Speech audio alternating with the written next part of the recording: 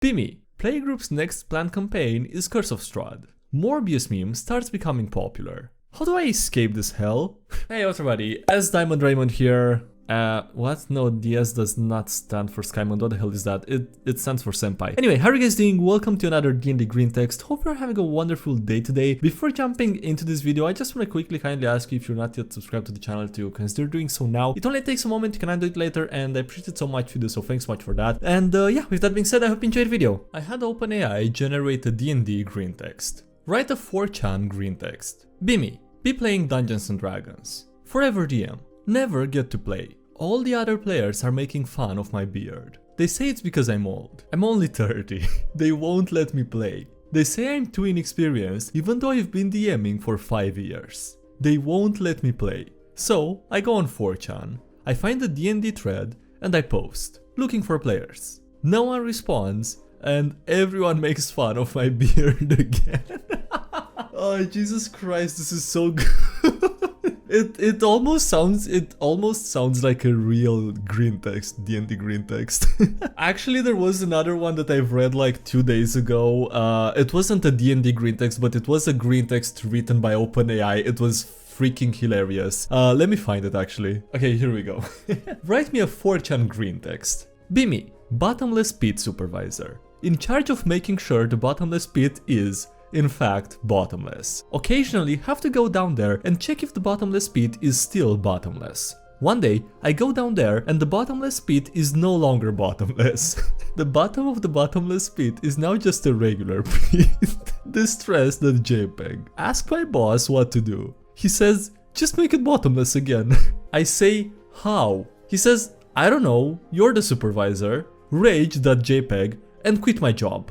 Become a regular pit supervisor. First day on the job, I go to the new hall and it's bottomless. I laughed so freaking hard the first time that I've read this one. It doesn't even seem written by a bot. It's so good. It is so good. You can 200% this would be a top green text written by a person. A sagacious opinion regarding non-humans in RPGs. I used to think that humans were a waste of fantasy, but now I think I can understand the appeal. It must make role-playing easier, I reckon. Humans are so sexy, I wish they were real. Humans don't make role-playing easier, they make it harder. You can't rely on shallow race quirks as a replacement for personality. You have to actually make an interesting character. You have to focus on who your character is, not what your character is. This is why human characters are what the best role players pick, and why snowflake simulators like D&D are just filled with absolute new age garbage. Okay, gatekeeping races in D&D, I guess. Or quality roleplay, I don't know, Jesus Christ, dude. How to play TTRPGs with normies. Okay, 2 gatekeeping ones in a row, let's go. How do I have fun playing TTRPGs with normal friends? Nearly all of them see it as the Leheki natural 20 seduce the local vampire lord teehee meme garbage that I am forced to go along with as the DM, which would be fine if I could actually switch roles once in a while, but it never happens, as none of them are willing to run the game, except for one of them who railroaded us and made some rules and settings up on the fly in 3 minutes. I am never putting myself through that torture again. In before, just play something other than D&D. I already tried running Cyberpunk Red and GURPS. Both campaigns ended with, can we just play D&D, man? Just find a new group.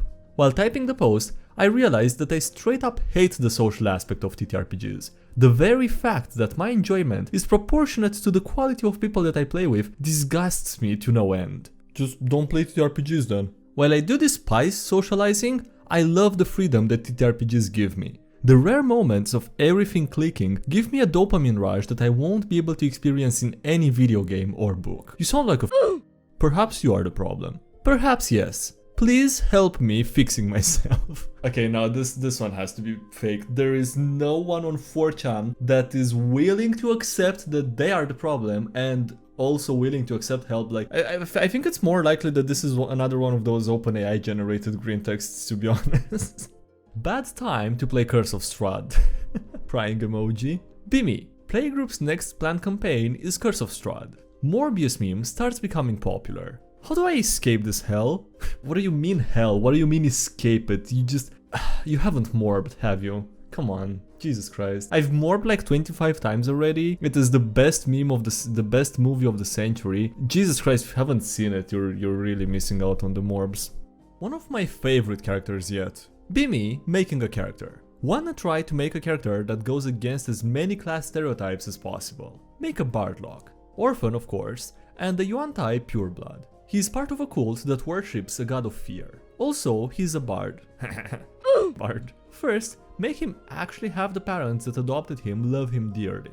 Give him a relationship that he's completely loyal to. His lover never appears in the campaign, but I like to imagine that they're like Morticia and Gomez Adams. While the cult worships a god of fear, the god does not care about how fear is created. So, the cult is also a circus, scaring people with death-defying acrobatics, clowns because clowns duh, and haunted houses. It was a fun little experience making the most evil sounding character that I can think of into a wholesome boy. Yeah, I don't know if it goes as far as actually being wholesome, but he's not evil, that's pretty good actually. Goblin does goblin things in a city. Be me, DM. Be not me. Goblin, Circle of the Moon Druid, Goliath Paladin, Half-Elf Ranger, Dragonborn Blood Hunter, and Human Rogue. Playing Dungeon of the Mad Mage following up from Dragon Heist. Party sided with Jarlaxle and thus already not liked by Waterdeep's government. Party is buying and selling magic items. Goblin spots a bag on a shelf. Goblin investigates, and it's a bag of beans with full beans. Goblin ideas.jpg. Goblin purchases a bag and leaves to pull a prank. Goblin plants a bean outside of the palace's walls in the grass. Rolls a 95 on the bean table. Is that a real thing? Is there a bean table in 5th edition? Okay, never mind. The bag of beans is a special item. Okay, I didn't know that. It's the one. Jesus Christ, dude. Oh no, that gif. Pyramid arises under the outer walls of the palace, causing major damage to the building and the surrounding city. Mummy Lord on the inside about to be a major problem. Message from Laurel. What have you done? Goblin oops.png.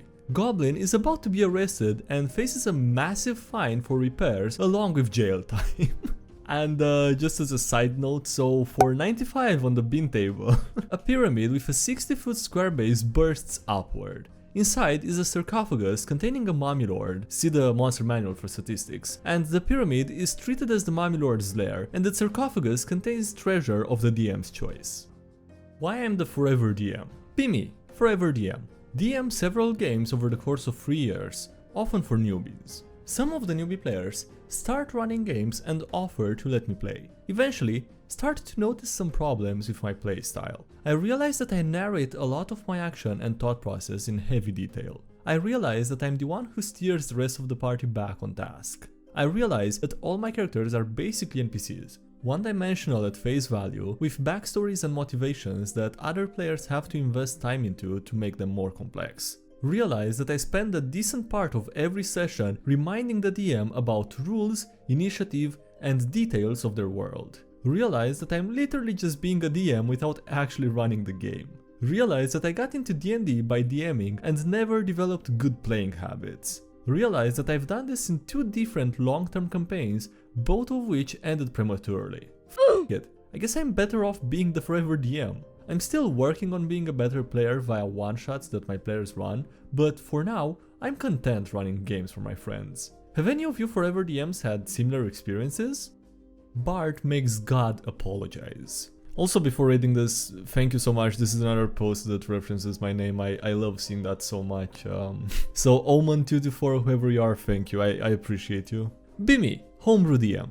Be not me. Ace, 19-year-old, level 5 non-variant human bard, and also not me, level 3 human witcher, level 4 elven fighter, level 5 Feylost winged tiefling ranger warlock multiclass, and 2 NPCs. Be running a homebrew world where the demons successfully took over the world in Out of the Abyss centuries ago. It's a horror campaign and the party is constantly outclassed, which was agreed upon beforehand and all consented. Have the party uncover and get gang pressed into an Illuminati run by devils that is revealed to have held off the inevitables and worked secretly to stall the blood war to let the demons take over. Asmodeus himself essentially forced these squishy mortals to agree to go and assault Mount Celestia. take a detour in the Feywild on the go, and it's relevant because the bard is given a potion from a mad scientist archfey that gives him +2 to performance. They make it to Mount Celestia, but only barely. They get plane shifted into a field of clouds with Mount Celestia in the distance. Roll dexterity saving throw.wav. 22 radiant damage to the party. Some save for half, but multiple party members have less than 10 health. Diva, which is basically a himbo avenging angel, appears, accusing them of bringing darkness to heaven, and says that mortals are almost all evil by nature. Gesture to the clouds at their feet, which have slowly darkened and begun to be underlaid by angry red. Implies that it's the mortals' fault that the world fell to demons centuries ago. Bard manages to speak up. Diva sees the young puny mortal has a pure heart and lets him speak on the party's behalf. Impress me. Bard pulls out a crystalline violin that adds +2 to performance, and he rolls. 4 charisma, plus expertise, +2, +2, +16, and the bard rolls a 30. My face when I remember that I used the rules that natural 20 is 30 and natural 1 is -10. My face when I realized that the bard skilled his way into what's effectively a natural 20. Bard tells Diva in a song about what the party's gone through so far from their point of view, painting each of the individual members of the party as tragic heroes, trademark.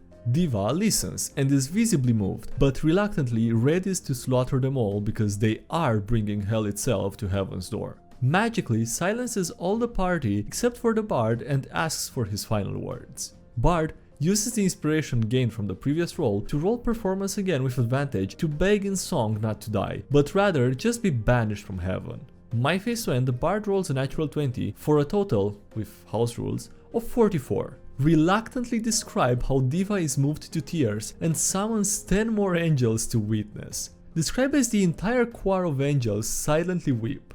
After the performance, they silently confer and agree upon something. Describe the angels spreading their arms and chanting as one in celestial. Pillar of light that give. Peller himself is summoned and thanks the bard for proving him wrong. Peller describes how he'd lost faith in the mortals and no longer cared for their fates, but was moved by the light that the bard showed, despite the tragic backstory, trademark. I could never bear to bar a soul so pure from my realm. Peller invites Asmodeus himself to Mount Celestia to bargain. Party is magically mute and frozen and just watches as Peller calls for volunteers from the assembled divas to trade their place under him for the mortals. More than half volunteer. Asmodeus takes the angels, who fall, and releases the party from the agreement and any agreements that they've made thus far with any fiends. Surprised Pikachu face.jpg.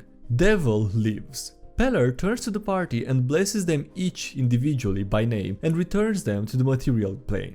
The party's faces when they each get 10,000 experience, except the bard who gets 20,000. Level up sound.wav. I explained that my plan was for them to hate the gods because they had decided that the mortals deserved their fate and they no longer cared, but the bard had freaking made them care. Applaud the party for ruining my plans and say that I'm proud to be their DM.